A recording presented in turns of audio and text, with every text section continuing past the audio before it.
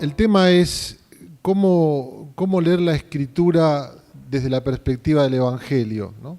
Y yo quiero arrancar haciéndoles una pregunta. ¿Cómo leerían ustedes o cómo leen ustedes la historia de David y Goliat? Me gustaría escuchar alguna... Así, ¿qué aplicación le dan a la historia de David y Goliat? ¿Cuál es el mensaje de David y Goliat? ¿Cómo lo interpretarían?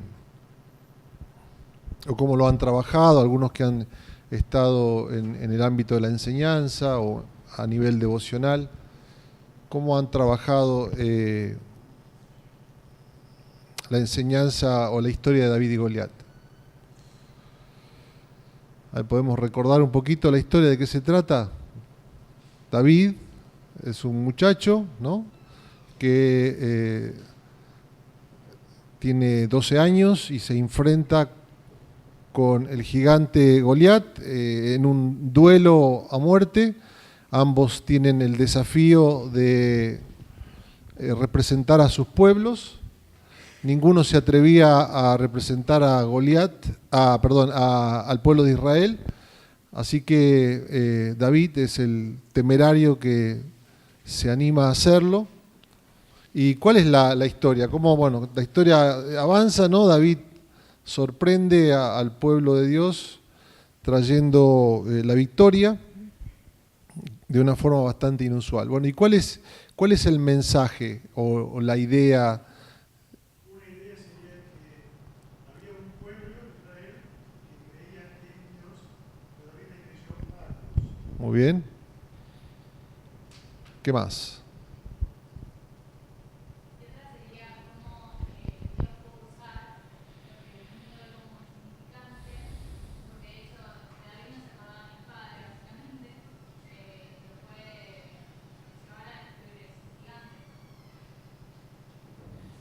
Muy bien, ¿cuál ha sido la interpretación que a veces nos han dado en nuestra escuela dominical? Nos han dicho, por ahí vos podés vencer a tus gigantes, ¿no? Decimos todos amén, con el poder del Señor, y tenemos que ser como David, creerle a Dios y accionar, avanzar hacia adelante. Muy bien. Y la pregunta, ¿no es cierto?, que nos planteamos es, si yo agarro el patoruzú, o vamos a poner patorucito, ¿no? A mí me encantaba, no sé cuántos saben lo que es patorucito. Muy bien, algunos levantan las dos manos. Yo siempre esperaba cuando mi viejo pastor cobraba el sueldo a fin de mes, me regalaba el patorucito. Así que yo estaba anhelante esperando tener mis devocionales con patorucito. Y veía a patorucito que era una suerte de David argentino, ¿no?, al cual yo también anhelaba imitar, porque él vencía también a los gigantes de la mafia argentina, que ya no existen más.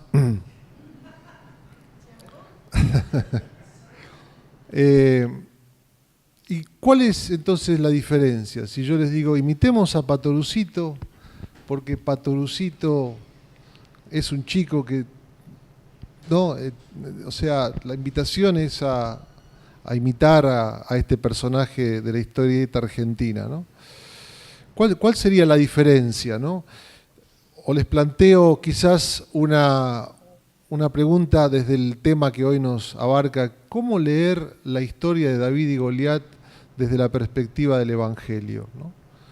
¿Qué es el mensaje particular del Evangelio que me permite a mí leer una historia como la de David y Goliat de una manera diferente? Bueno, y esa es la pregunta que me gustaría que pudiéramos responder al terminar esta charla. ¿Me parece? Algunas cuestiones que me gustaría que pensemos, en primer lugar, a ver si esto funciona. Quisiera trabajar algunas premisas fundamentales, ¿no? Poner por lo menos 3 ideas centrales que me parecen importantes. Estamos hablando de la lectura de la Biblia. Este congreso gira en torno a la Biblia, ¿no? Y la Reforma se caracteriza por 5 principios que han de alguna forma sintetizado el mensaje de la Reforma.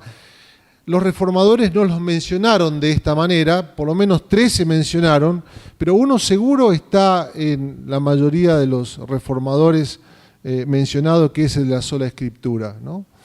De ese término, de esa idea, de esa afirmación, surgen los otros 4 y los podemos repasar juntos, ¿no? Sola Escritura, sola fe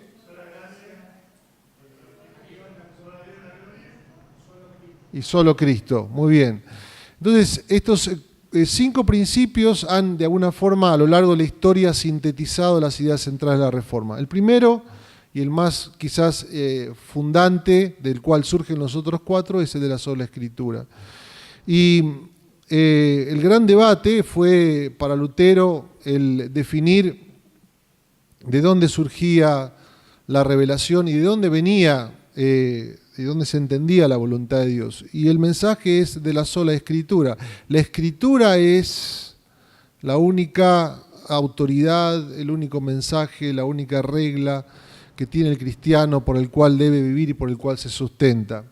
Cuando él estaba allí en la dieta de Worms, delante de estos poderosos que lo amenazaron para que él recapitulara de sus creencias, él dijo: yo no puedo, estoy aquí parado delante de ustedes, si alguien me puede demostrar, ¿cómo dijo?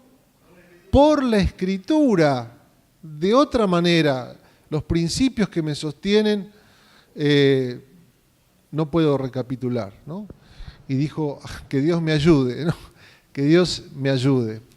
Y este es el principio que ha sustentado al pueblo evangélico, que es, y vamos a preguntarnos en un momento, ¿qué significa ser evangélico, ¿no?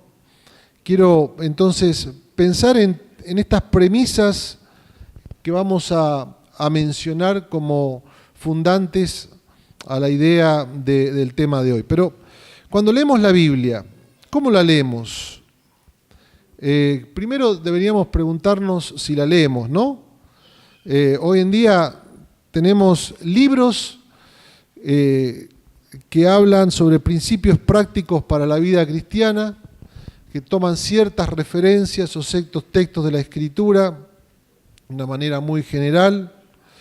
Tenemos libros que hablan sobre la experiencia cristiana con algunos principios quizás un poquito más profundos, tomados de la Escritura.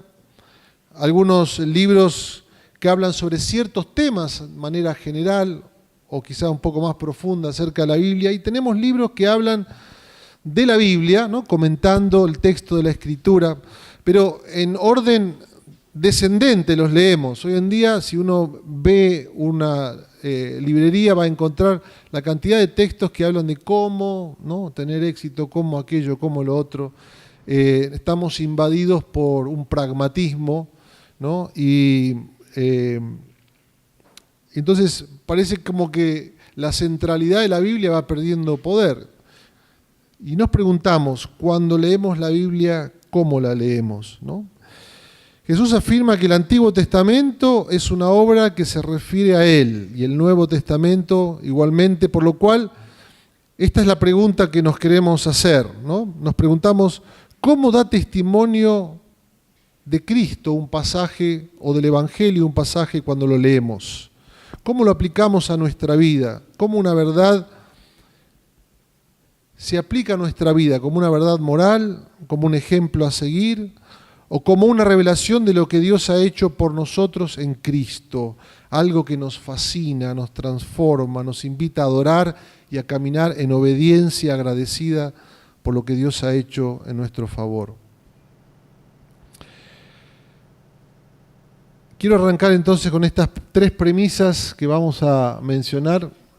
Una premisa es una asunción, ¿no? Es decir, estamos asumiendo estos 3 principios que surgen de esta idea central de la Reforma Protestante. En primer lugar, los mencionamos allí, la Biblia es la única palabra escrita del único Dios. Estamos diciendo la Biblia tiene un autor y ese autor es Dios, el único Dios y verdadero. Y que ese único Dios y verdadero ha revelado su palabra a través de la Escritura, a través de la Biblia, y esa palabra es escrita.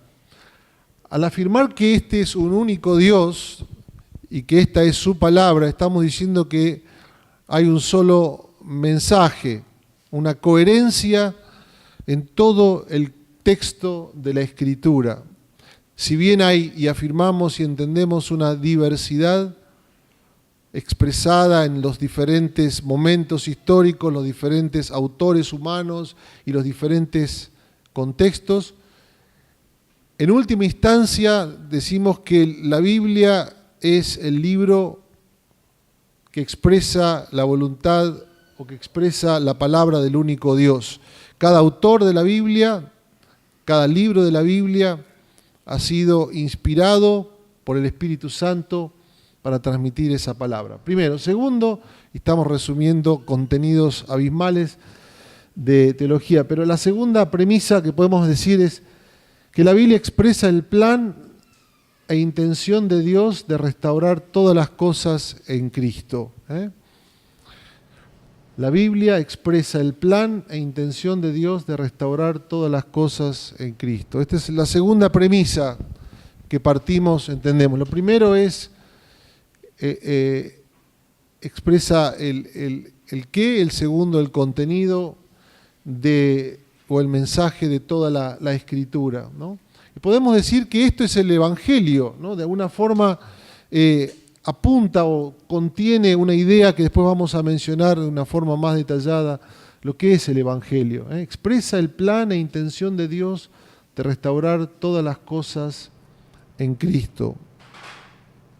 Por lo tanto, hablamos de que, por eso Lutero afirmaba que toda la Biblia habla de Cristo y que toda la Biblia nos apunta a Cristo, nos enfoca a Cristo, a la obra de Cristo y a quién Cristo es y cuál es lo que Él ha hecho a través de su plan redentor. Muy bien, en tercer lugar, desde una perspectiva práctica, decimos que la Biblia es la única regla de fe y práctica para el cristiano. Esta es la tercera premisa. Una forma práctica decimos la Biblia es la única regla de fe y práctica para el cristiano. Estas son tres ideas o asunciones que vamos a estar teniendo a lo largo de esta pequeña charla y de la cual no queremos plantearnos, no queremos cuestionarlas porque las asumimos como parte de nuestra realidad de ser evangélico. Yo notaba una pequeña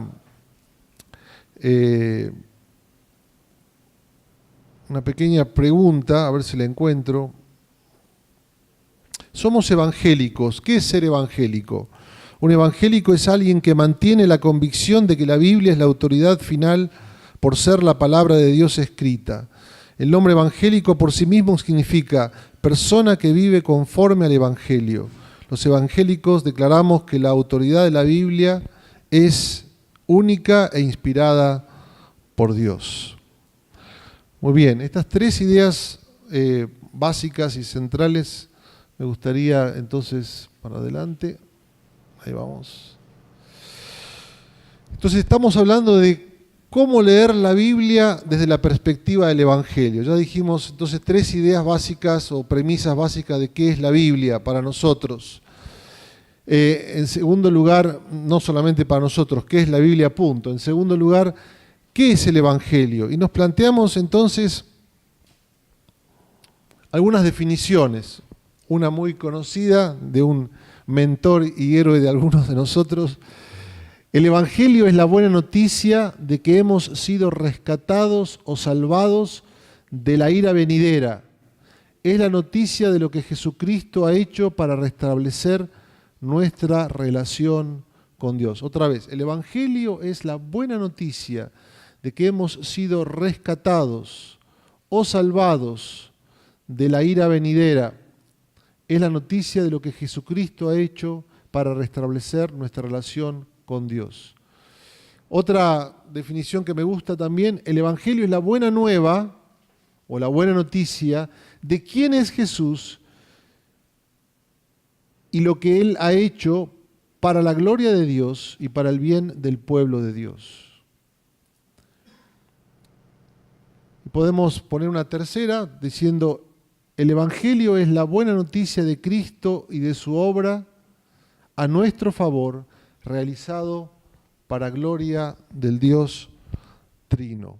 Muy bien, y me gustaría entonces ir trabajando alguna de estas ideas. En primer lugar, decimos es la buena noticia. ¿Está bien? Al ser una noticia está refiriéndose a algo que ha acontecido, ¿no? Y entonces entendemos que el Evangelio no es un buen consejo. Y esto lo hemos escuchado muchas veces, ¿no? El Evangelio no se refiere a algo que nosotros debemos hacer, o podemos hacer, o deberíamos hacer. El Evangelio tiene que ver con algo que ha acontecido en el pasado. Esa es una noticia. El heraldo que venía anunciaba algo que había ocurrido. Y la definición, o las tres definiciones hablan de una buena noticia, por lo tanto es algo que debe ser.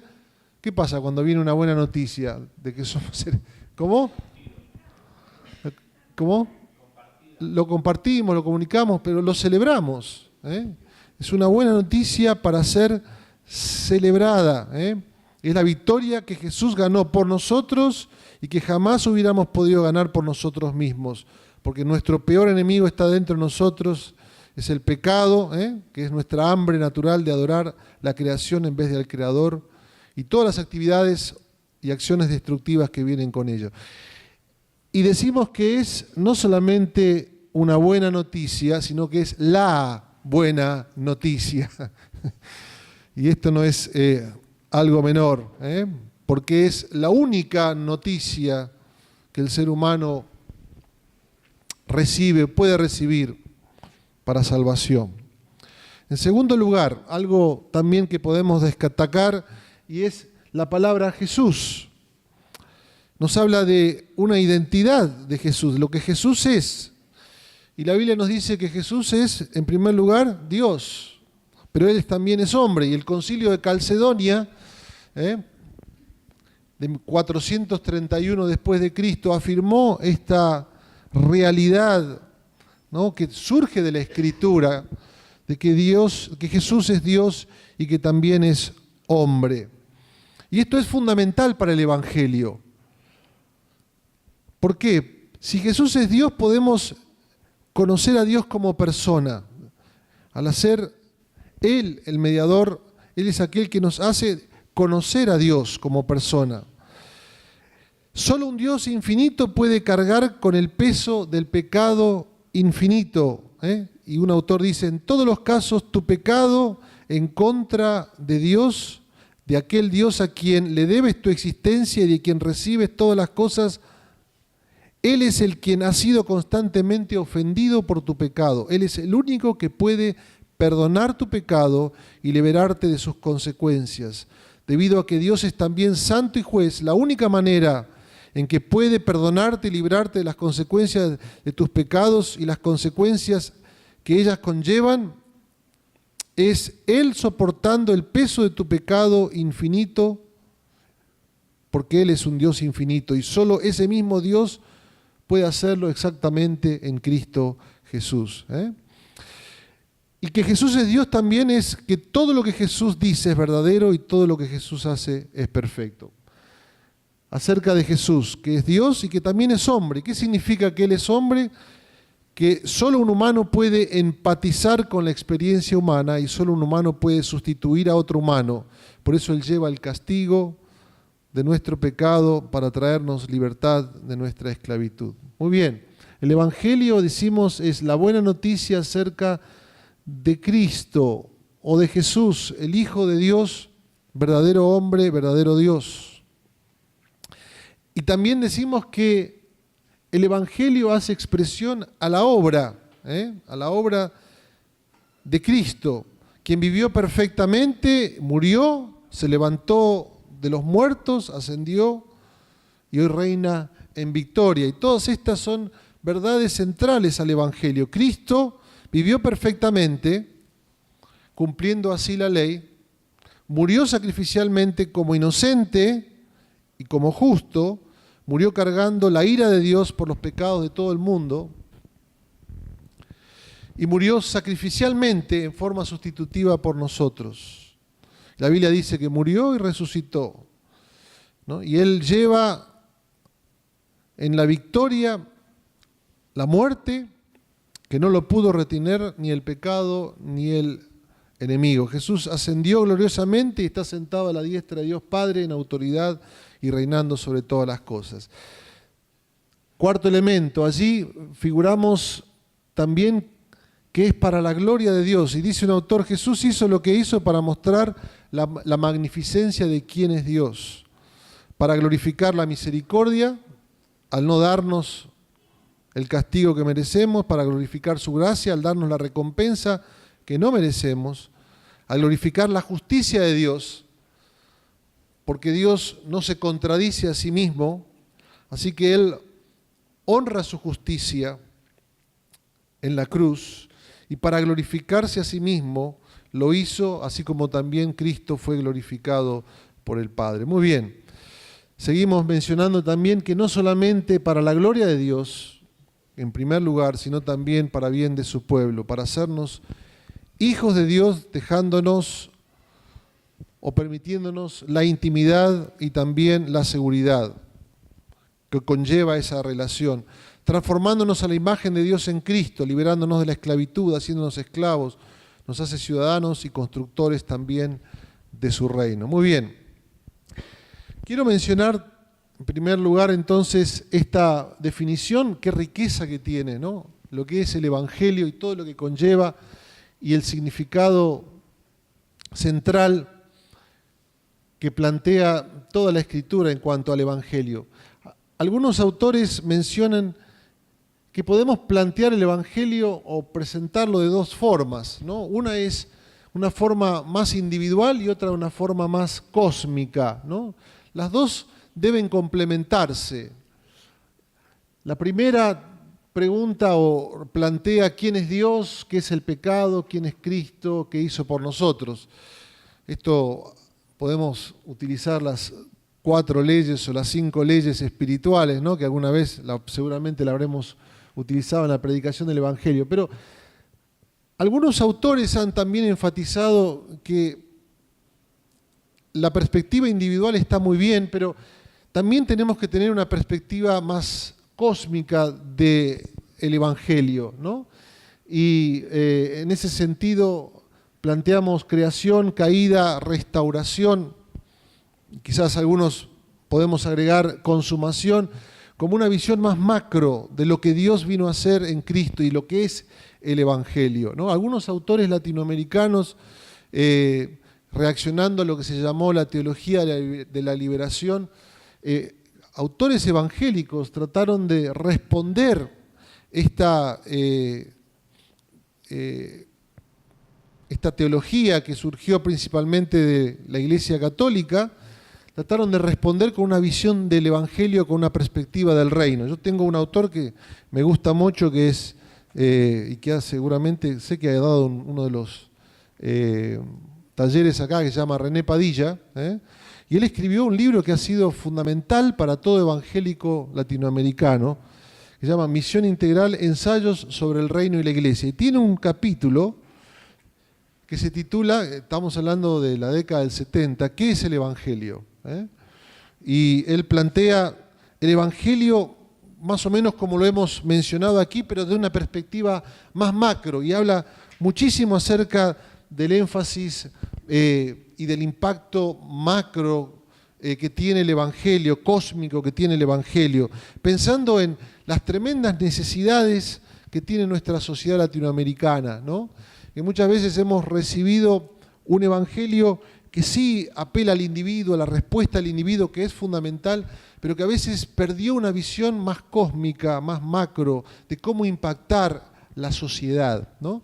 Entonces, estos autores, como René Padilla, que todavía está vivo y que Dios le dé larga vida, un gran amigo, han trabajado esta idea del Evangelio de una forma más macro, más cósmica, y utilizaron muchos de ellos la categoría del reino de Dios. Por ejemplo, él dice allí, algunos de los títulos: el Evangelio es un mensaje escatológico porque es del final de los tiempos, es un mensaje cristológico, centrado en Cristo, es un mensaje de salvación y es un mensaje que nos llama al arrepentimiento y a la fe, ¿no?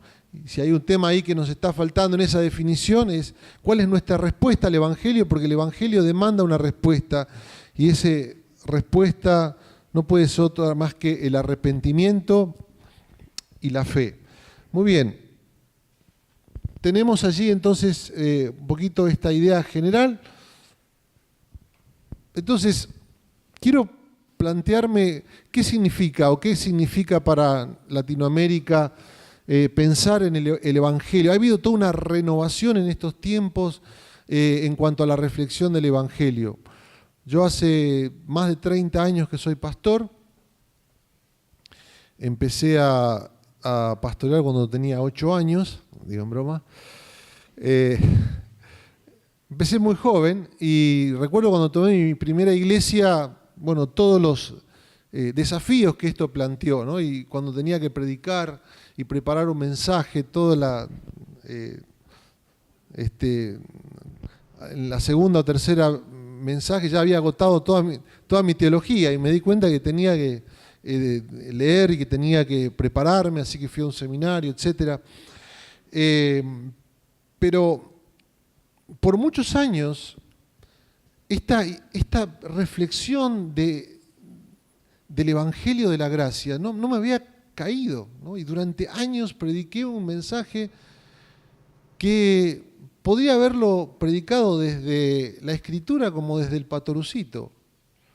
Y una crisis muy grande en mi vida personal, muy, muy grande, donde se cayeron, ¿no?, todos los muñecos de la estantería, me llevó a encontrarme con el mensaje del Evangelio de una forma que nunca lo había visto antes. Y yo creo que hay todo un desafío, ¿no?, para nuestras iglesias en Latinoamérica. Todo el mundo habla de un crecimiento que ha tenido la iglesia en Latinoamérica, de cómo el etos latinoamericano y la cultura latinoamericana ha sido favorable al crecimiento de la iglesia evangélica, pero tenemos grandes desafíos. Y creo que este congreso, esta celebración y este recuerdo de la reforma de los 500 años y este énfasis renovado que está surgiendo en toda la iglesia, en el mundo, sobre una vuelta a la lectura de los principios de la reforma centrados en el Evangelio, pueden ser muy desafiantes. Y yo pensaba en algunos de los desafíos, y yo quiero plantearlos ahí muy, muy rápidamente. Algunas necesidades que tenemos en la iglesia de Latinoamérica hoy. Quisiera que ustedes puedan ayudarme a agregar otros, porque estos se me ocurrieron a mí, pero quisiera que ustedes me acompañaran para reflexionar cuánto necesitamos identificar, en primer lugar, los contornos esenciales que definen lo que es el Evangelio. Necesitamos volver al principio de la sola Escritura. ¿Qué define nuestra espiritualidad como cristianos evangélicos en Argentina? La última canción, el último libro, la última estrategia de crecimiento de la iglesia. Creo que debemos volver a los principios de la sola Escritura, ¿no? Identificar los contornos esenciales que definen lo que es el Evangelio. Volver a leer la Escritura desde nuestra propia realidad como latinoamericanos. Y alguien dijo que la lectura de la Escritura no es individualista, sino debe ser hecha en el contexto de la comunidad de fe. No podemos hacer una lectura individualista, la tenemos que hacer en el marco de la comunidad, en el marco de nuestra comunidad de fe y desde nuestro contexto, planteándonos preguntas, yendo al texto con preguntas. Vamos a hablar un poquito más de esto más adelante. Segunda necesidad que me parece imperante en Latinoamérica, necesitamos desarrollar una dinámica de renovación personal y comunitaria del Evangelio. Estaba leyendo hace poco una tesis doctoral, ¿no? Y esta tesis era una investigación en una ciudad de Latinoamérica tratando de encontrar cuántas iglesias en esta ciudad habían tomado algunos de los principios de la teología latinoamericana para aplicarlos a su realidad eclesiástica, ¿no? Habían pensado en cómo hay que transformar las estructuras de la sociedad y luchar contra la opresión y plantearnos aquello y lo otro y todo lo demás. ¿Qué pasó? No pudieron encontrar una sola iglesia. Estamos hablando en un país, no en Argentina, donde había habido muchísima reflexión y movimiento en torno a estas ideas. Yo creo, y esta fue mi lectura cuando leí esta tesis, y es que se perdió o quizás no se supo recuperar o entender la mística del Evangelio, la fascinación de lo que es el Evangelio, de lo que Cristo ha hecho por nosotros, de lo que esto genera en nosotros al entender que no hay nada que yo pueda hacer. Solo Cristo hace posible nuestra comunión con Dios. Elaboramos un mega plan de transformación de todo lo que teníamos que hacer, pero perdimos la mística, como en el fútbol. Hemos perdido la mística. Yo creo que tenemos un desafío de ser renovados y entrar en una dinámica de renovación del Evangelio a nivel personal y a nivel comunitario. Esto es lo que la historia ha encontrado, lo que ha determinado la historia de los avivamientos. Creo que Latinoamérica hemos desarrollado una renovación emocional. Hemos desarrollado renovaciones en planes y en estrategias pragmáticas de cómo llevar adelante, pero no hemos desarrollado una renovación del Evangelio desde el corazón y desde la comunidad de fe. Hay todo un capítulo que tiene un autor que a mí me encanta mucho, es el doctor Tim Keller, que habla sobre el tema de la renovación, y habla de la oración, la reflexión desde la Escritura. Está acá a la venta, yo les aliento para que por ahí puedan pensar en leerlo.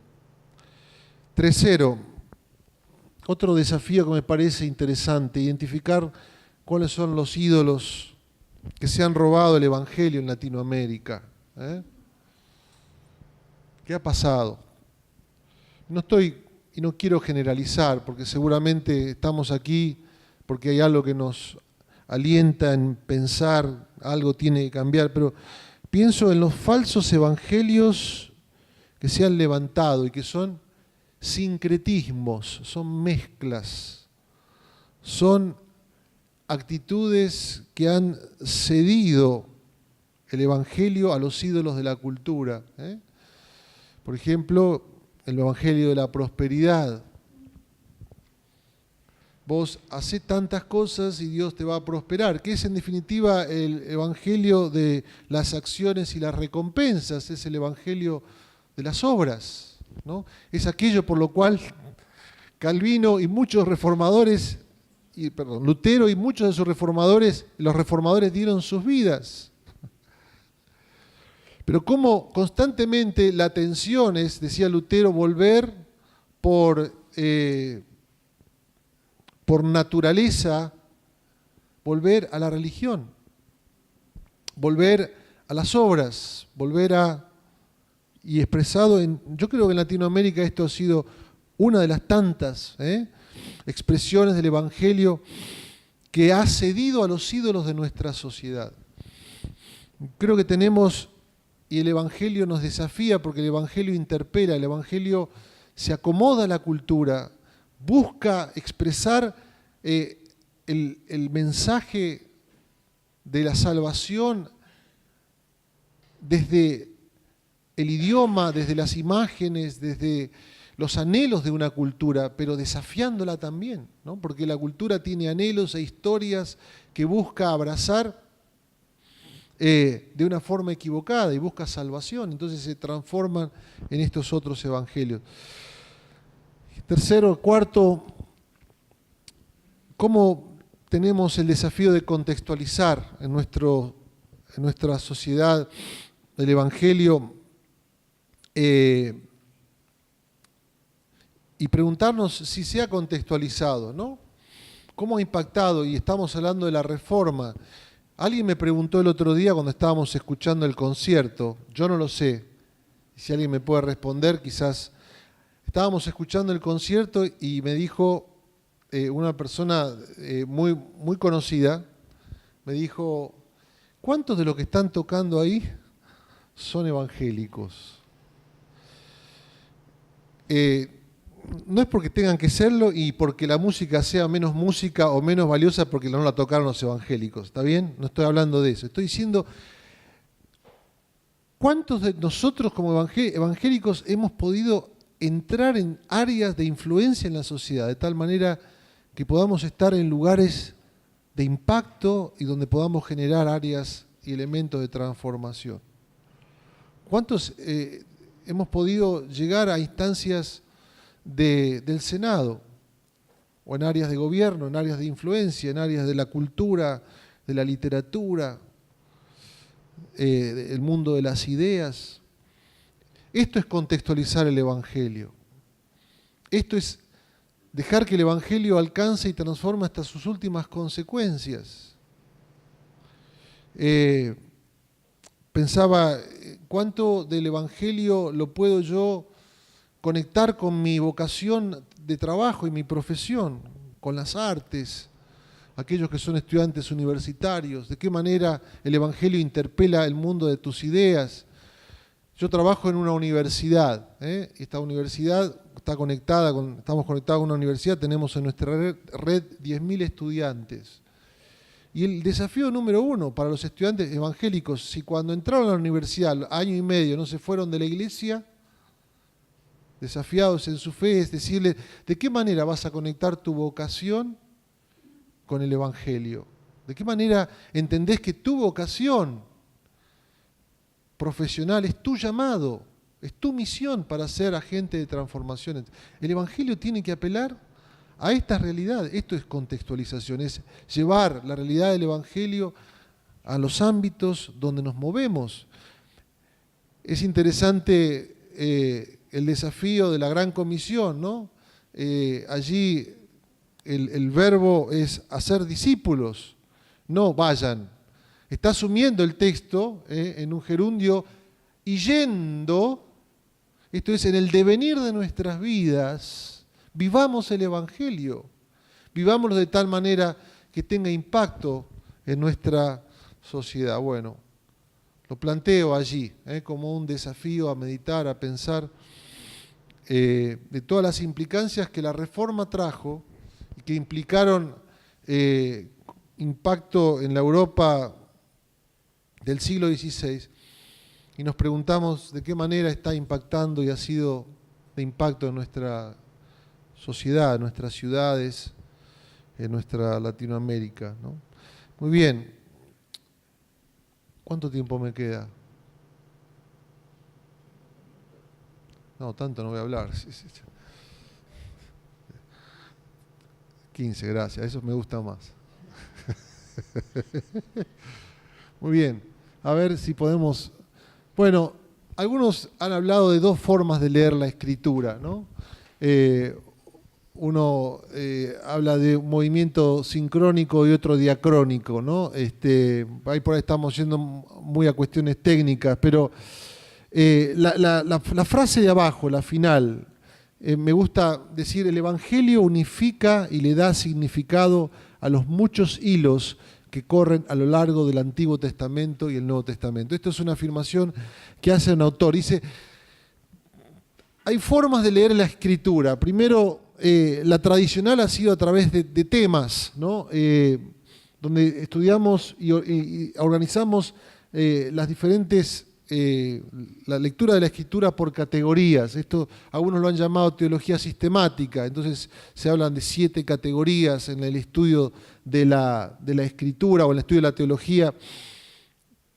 Pero recientemente, ha surgido una relectura, pero que no es una lectura diferente, sino una lectura renovada, que es una lectura que se llama diacrónica, porque dia significa a través, va atravesando la Escritura como un hilo conductor. Y lo han llamado la historia bíblica, y que enfatiza esta comprensión de los movimientos de la acción de Dios a lo largo de la historia, ¿no? Y busca generar un hilo argumental básico en la historia de la redención.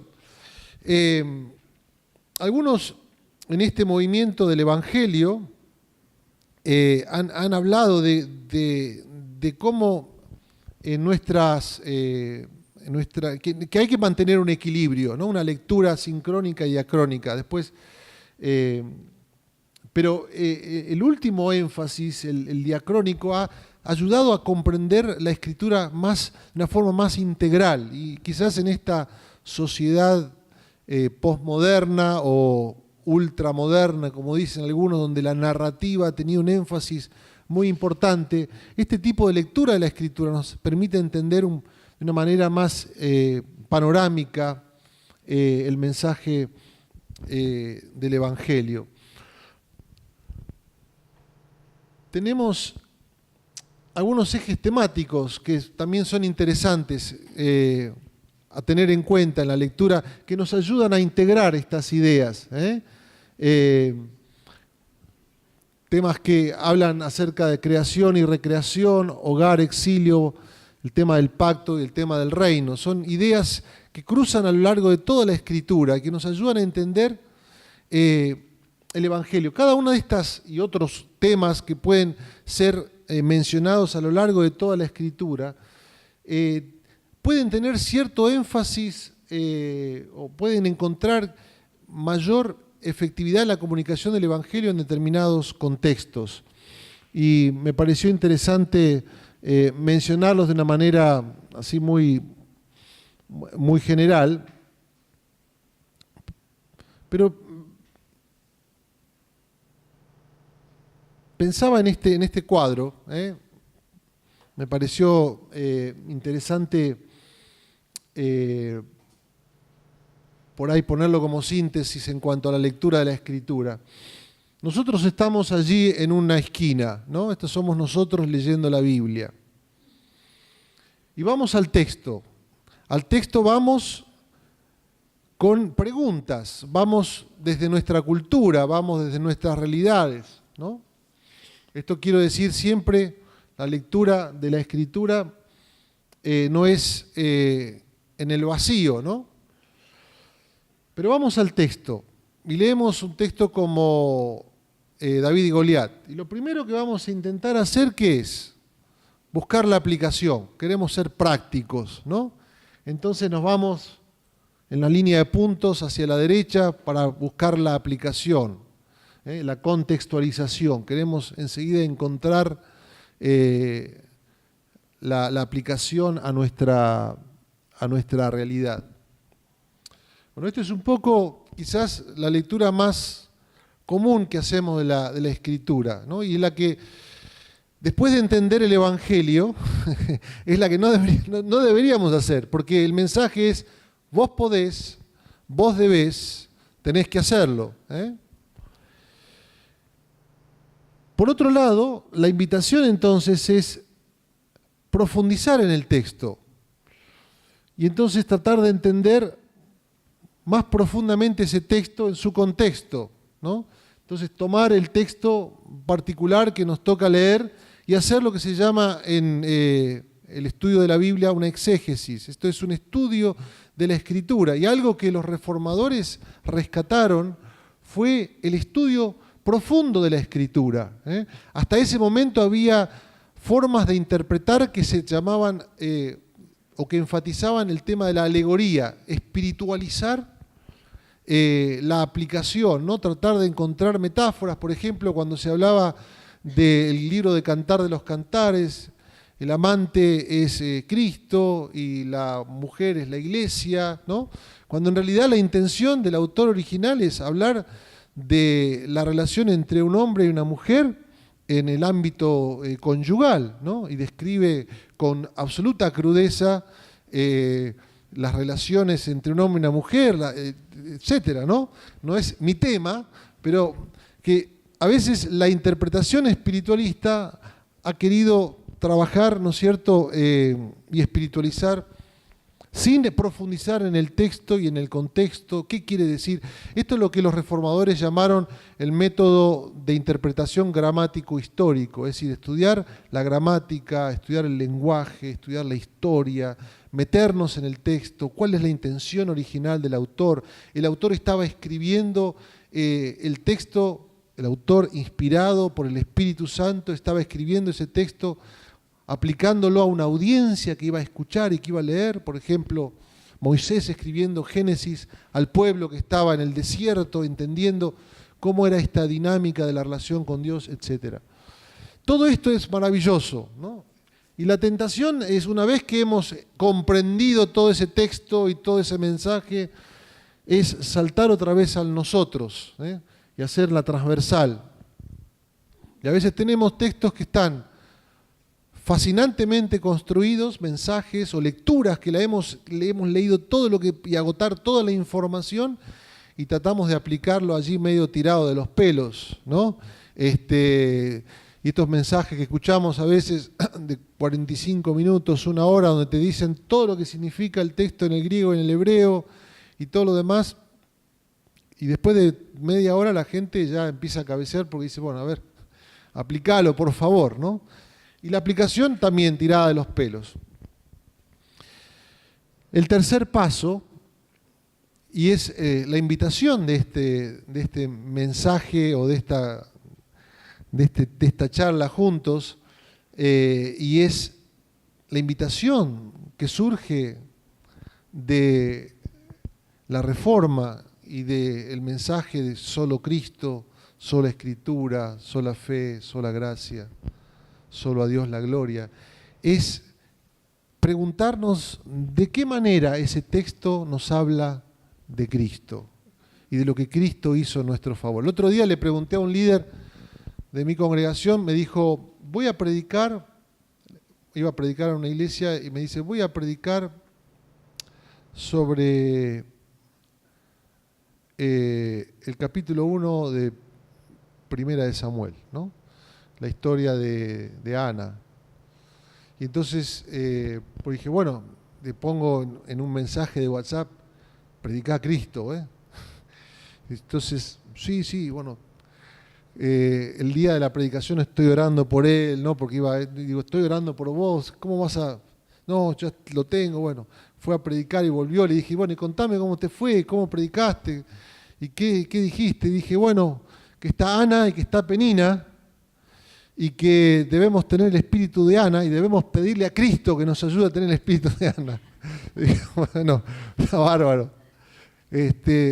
La pregunta es, ¿qué me dice de Cristo el texto que estoy leyendo? Y este es el desafío que tenemos en la lectura de la Escritura. Una vez que hemos abordado, es empezar a entender, si estamos en un texto del Antiguo Testamento, que a veces son los textos más difíciles de conectar, es ver cómo a lo largo de la historia hay un eje temático que me conecta con Cristo, ¿no?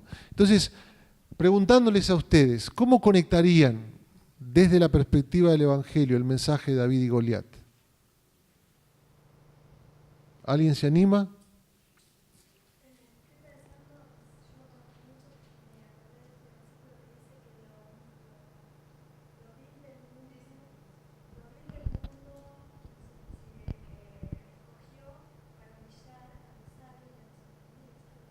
Muy bien. Obviamente que cuando leemos este texto, lo interpretamos, estos textos los tomamos siempre conectándolos cómo a lo largo de la historia esta temática se ha ido trabajando, ¿no? Y cómo esta temática se resuelve en Cristo, ¿no? Entonces, ahí tenemos una opinión en cuanto a cómo podemos conectarlo con Cristo. ¿Alguien más? A ver.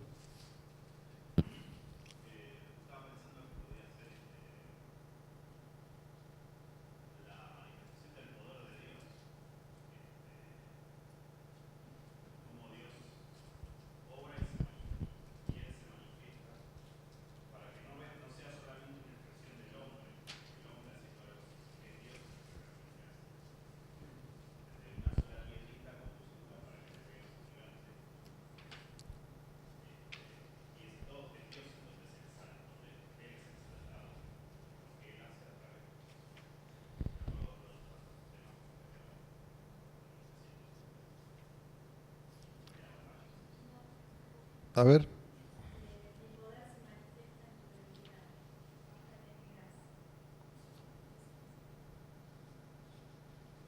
Muy bien. ¿Qué más? A ver allá.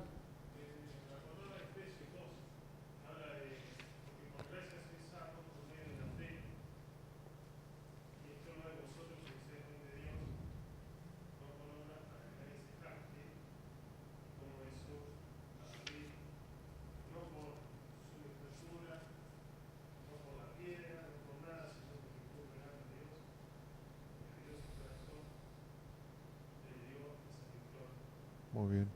A ver. ¿Qué más?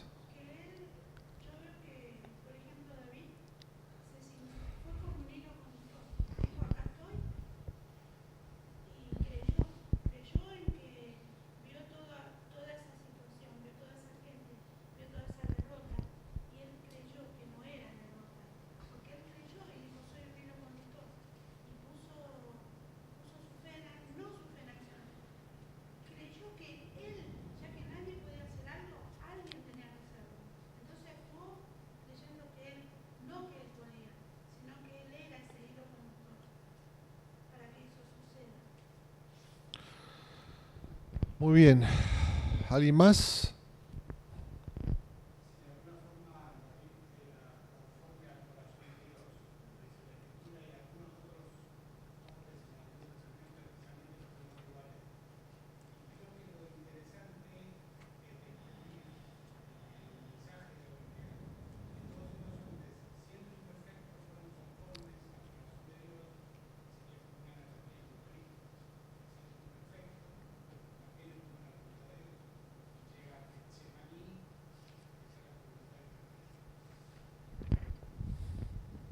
Muy bien.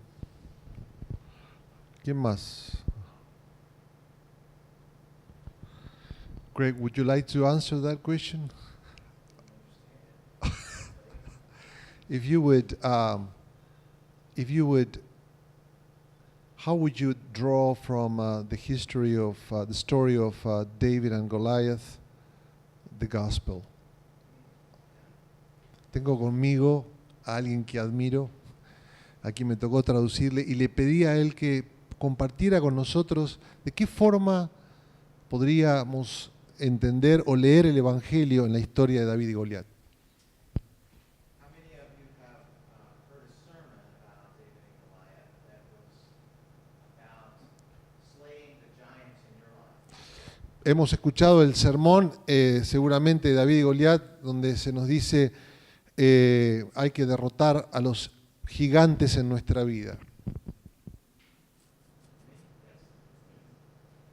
This is an allegorical way of reading the text, Y esta es una forma alegórica de leer el texto, of identifying with the key character identificando un carácter o un personaje as an example of faith. como un ejemplo de la fe. But if we think about the bigger story, Pero si pensamos en la historia más amplia, how do we understand Jesus' relationship to the covenant with David's house? ¿cómo identificamos al Cristo como el que se conecta con el pacto que Dios hizo con la casa de David? How do we understand Jesus as the fulfillment ¿Cómo entendemos a Cristo como el cumplimiento as of 2 Samuel 7? de 2 de Samuel capítulo 7. that there will always be a David, a son of David, on the throne, Que siempre habrá un hijo de David en el trono, who signifies the reign of God in the world. que significa o que ejemplifica el reino de Dios en el mundo. This helps us understand the passage. Esto nos ayuda a entender el pasaje. Where do we see ourselves in the story? ¿Dónde nos vemos nosotros en la historia? Should we identify ourselves with David? ¿Deberíamos identificarnos con David? Or should we identify ourselves with the rest of the Israelites ¿O deberíamos identificarnos con el resto de los israelitas, for whom David has won a victory? para quien David les ganó la victoria o les ganó la batalla? David anticipates a greater David. Y David anticipa a un mayor David. We read in Samuel about the difficulties of David's life, Leemos en Samuel acerca de las dificultades que vivió David and we long for a greater David. y anhelamos por un David más completo. So this helps us see that the greater David has won even a greater victory, Y esto nos ayuda a entender que el gran David ganó una mayor victoria, so our place in the story así que nuestro lugar en la historia is to follow the king who has won a great victory. es seguir al rey que ganó por nosotros una gran victoria. Más o menos, la idea es interesante, ¿eh? Ver cómo, entonces, thank you. ¿Pardon me?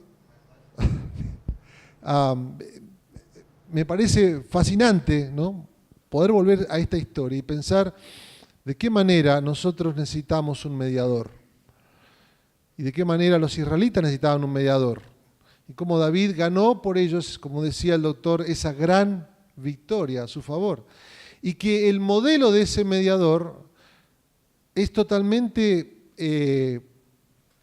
contra la idea que esa sociedad y esta sociedad puede tener de un mediador que nos salve, ¿no? Ese mediador ni siquiera podía llevar la armadura de su rey, pero fue con una piedra allí, y ese mediador que murió en una cruz en contra de todo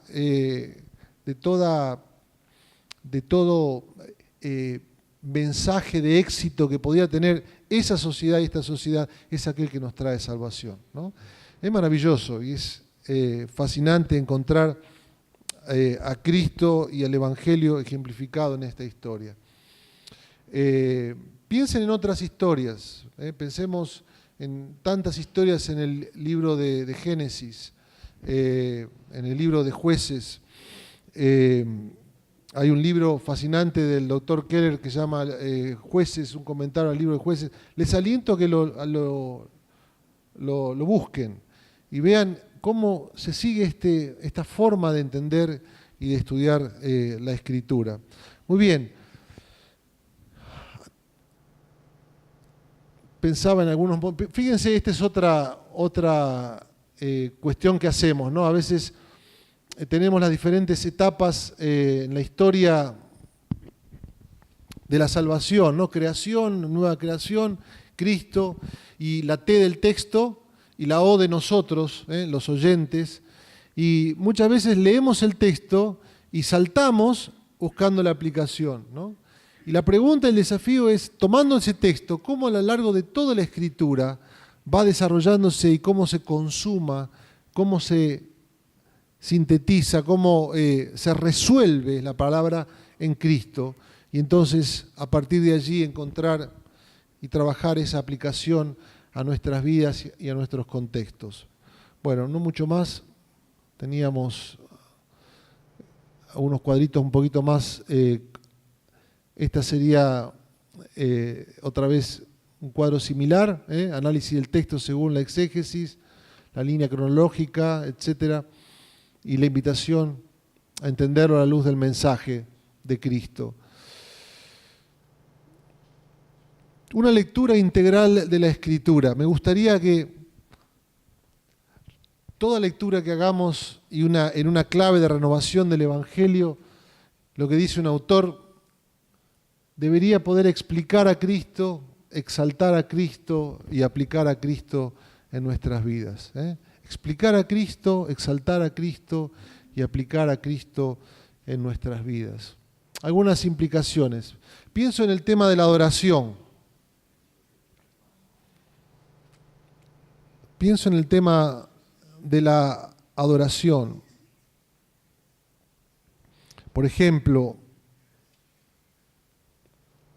cuando hablamos de la adoración, una comprensión cabal del Evangelio generará una dinámica nueva y renovada en nuestra adoración, centrada en la obra de Cristo. Un autor latinoamericano dice que hemos sido muy influenciados por el avivamiento que vino a Latinoamérica en el siglo XIX, un avivamiento que era herencia del movimiento romántico, y su expresión era en estos avivamientos eclesiásticos un énfasis mayor en la reflexión de la experiencia de gracia y no en la gracia misma, en el mensaje del Evangelio. Entonces, esto era herencia de todo ese movimiento romántico que venía como una reacción a la reflexión del iluminismo europeo, ¿no? Y entonces este avivamiento del siglo XIX trajo toda una reflexión en torno a la emoción y a la experiencia, y que nosotros como latinoamericanos somos de alguna manera herencia de esto en muchos sentidos, ¿no? Y esto en el siglo XX se ha reforzado, ¿no?, con un énfasis en una adoración centrada en las emociones.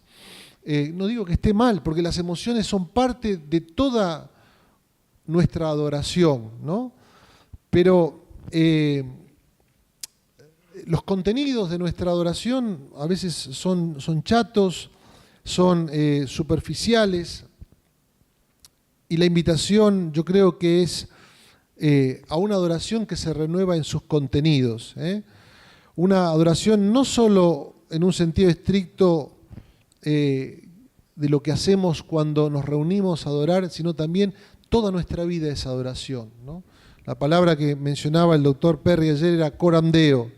Toda nuestra vida está delante del rostro de Dios. Una renovación del Evangelio es una renovación en nuestra adoración. Una renovación del Evangelio implica una renovación en el discipulado. Yo esto creo que es muy central, y también en nuestra misión. Y yo ponía algunas afirmaciones. Un proceso del discipulado renovado en el Evangelio es un proceso que busca fortalecer en lo personal y lo comunitario el Evangelio, integrando a la vida en forma práctica en una dinámica misional continua. Esto es, el Evangelio no es solamente la puerta de entrada a la vida cristiana, sino el Evangelio es todo.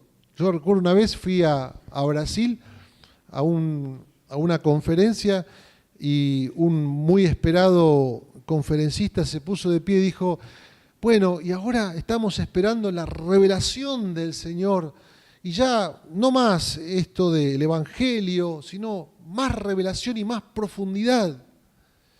Y estaba en ese lugar y me puse de pie, no pude evitar, y dije: perdónenme, es todo el Evangelio, no es nada, ¿no? El Evangelio no es solo la puerta de entrada, sino el Evangelio es aquello que necesitamos en una continua renovación y profundizar en nuestra vida a través del discipulado. Un proceso que busca fortalecer en lo personal y lo comunitario el Evangelio, integrando a la vida en forma práctica en una dinámica misional continua. Los énfasis formativos de un discipulado centrado en el Evangelio. Fíjense, el legalismo dice una verdad sin gracia. El coaching, tan de moda, dice una verdad y una gracia común, ¿no? Esto es, vos podés, saca el tigre que hay dentro tuyo, ¿no? Que son verdades interesantes, que están tomados desde la gracia común como principios, y dice podemos, el legalismo dice debemos, y el Evangelio nos dice gracia y verdad. La dinámica es de adentro hacia afuera. Solo podemos responder a la verdad en la medida que la gracia opera en nuestras vidas. Y la gracia sin verdad no es gracia. Llamados en Cristo. Cristo es el modelo. Y el líder, o sea, en este proceso de discipulado, moldea su propia vida en una dinámica del Evangelio continua. Un constante crecimiento en el discipulado. Nosotros hemos desarrollado en nuestra congregación este proceso de ir trabajando a Cristo en el corazón del creyente, ¿no? Desde fuera de Cristo hasta centrado en Cristo, pasando por explorando, centrándose, creciendo.